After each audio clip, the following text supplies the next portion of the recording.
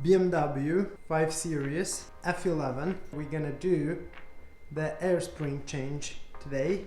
Here they are, DUNLOP, 3 years warranty. We're gonna start with diagnostics. We're gonna let the air out. So in the menu on the outhell, you're gonna select the bleed air, press continue. Make sure you read everything.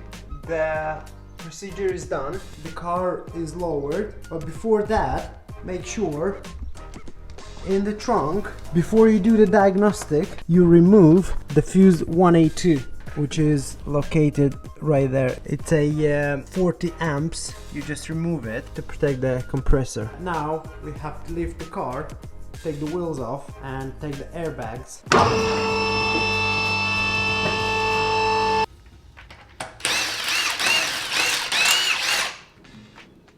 There is the bag. It's out of air now. So what we have to do now, lift it up where the white plastic is, lift it up from this to release it from this point, and then we're just gonna twist it this way.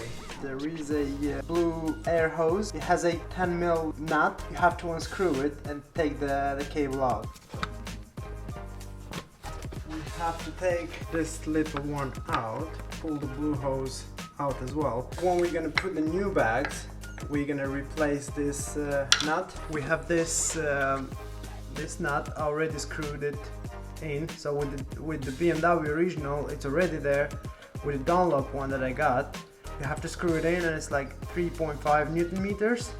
You don't remove the white thing yet. You remove it after you put it in there, and then you plug the blue one.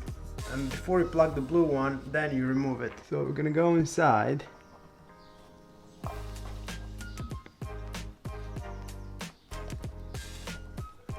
So as you can see, there is a little white line, and you have to get to that point, and basically it's not gonna go anymore, and then you cannot drag it out. It should just click in place, and that's it. And then you just put it back in.